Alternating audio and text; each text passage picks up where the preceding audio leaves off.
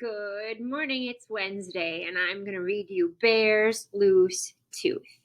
Now, some of you might remember this bear because he also, I think, wanted to stay up for Christmas, and his friends tried to help him stay up, but you know how hibernation goes. You just have to sleep. So today it's Bear's Loose Tooth by Karma Wilson and illustrations by Jane Chapman. Right away, right off the bat, is this fiction or is this nonfiction? I'm going to give you a minute to think. Think about the elements of a fiction story. Illustrations. Remember the characters. So this is fiction. Fiction, fantasy, fairy tale. Bear's Loose Tooth.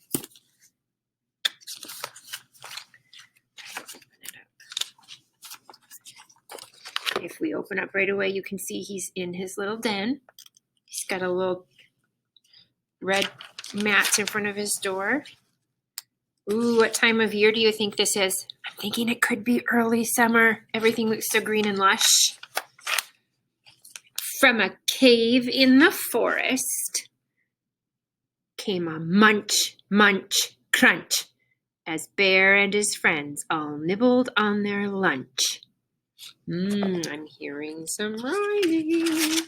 Lunch, munch. As Bear nibbled food, something moved when he chewed. It was Bear's loose tooth. Bear savored every bite. He gulped and he gobbled. Then, there in his mouth, something wiggled and it wobbled. Some of you know how that feels for sure. It kind of is annoying, isn't it? You can't quite chew the right way. There he is. Looks like he's wiggling it just like you guys do, and his friends are all watching. Some of those friends don't even have teeth. Bear pointed in his mouth and he said, "Oh dear, my tooth feels funny. It's the one right here." Bear frowned and he worried. Tears welled in his eyes. "But how will I eat if my tooth says goodbye?"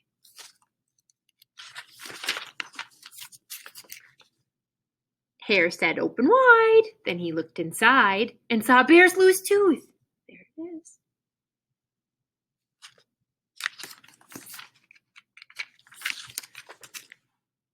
Mouse squeaked, "Don't fret, don't fuss. Look, see, a new tooth will grow where the old used to be." "We'll help," said Wren. "I know what to do. It's out with the old and in with the new." Wren perched on Bear's lip, and he got a good grip on Bear's loose tooth. These little birds sticking in there trying to get that tooth out. Wren pulled on the tooth with all of his might. "Is it out?" asked Bear, but it stayed stuck tight. "I'm a bit too small for the job," said Wren, "so Owl grabbed the tooth, but the tooth stayed in." You know how that goes. They come out in their own time. Unless you're Jace, then you got to grab a pliers, right, buddy? Badger said, "I'll try," and he gave it a big pry on Bear's loose tooth. A pry is when you kind of try to get it out there with a little bit of extra help. They all took a turn, but the tooth wouldn't budge. Then Bear used his tongue and he gave a little nudge. His tooth wiggled to and fro. Then what do you know? Look at us. You guys do that with your tongue too, all day long in school. I bet you're still doing it at home. Wiggle, wiggle, wiggle. Bear's tooth fell out.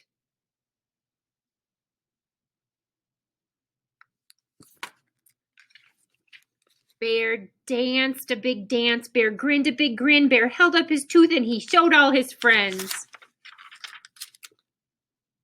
Bear looked in the mirror and he laughed at his smile. A new tooth would come, but it might take a while.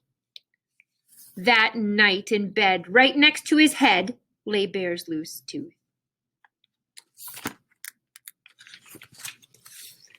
While he slept and he snored, a fairy fluttered in, and she left blueberries where Bear's tooth had been. Ooh, that's good. Bears love berries. He woke in the morning and found the sweet treat. Bear's friends came for breakfast. They sat down to eat. Bear gulped and he gobbled and he felt something wobble. Uh-oh!